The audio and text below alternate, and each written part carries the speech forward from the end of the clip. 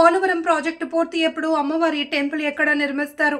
ఆషాఢ మాసం రెండో రోజు సందర్భంగా గండిపోచమ్మ ఆలయానికి భక్తులు తరలివచ్చారు. అల్లూరి సీతారామరాజు జిల్లా రంపచోడవరం నియోజకవర్గం దేవీపట్నం మండలం గొందూరు గోదావరి ఒడ్డున మాతృశ్రీ గండిపోచమ్మ అమ్మవారి ఆలయానికి అధిక సంఖ్యలో రాష్ట్ర నలుమూలల నుండి పోటెత్తారు.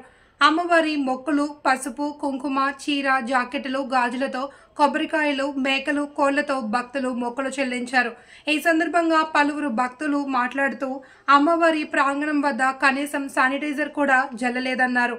అమ్మవారి దేవస్థానం వద్ద 10 షెడ్లను డిసెంబర్ నెలలో ఆలయ అధికారులు పడగొట్టేసిన కారణంగా ప్రతి ఆది మంగళవారాల్లో భక్తులు వస్తున్న వర్షం ఎక్కడ తలదాల్చుకోవాలో తెలియని పరిస్థితుల్లో భక్తి జనం చింతిస్తున్నారు.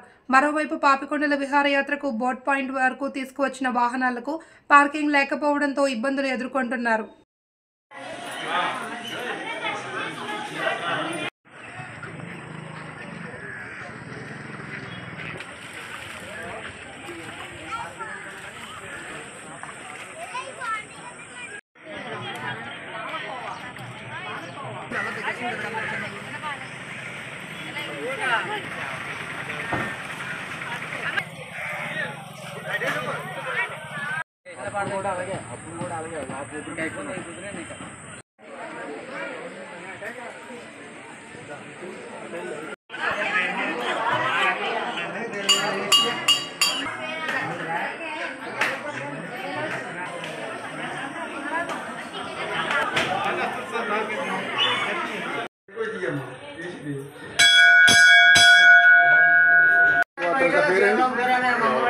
नाम देखा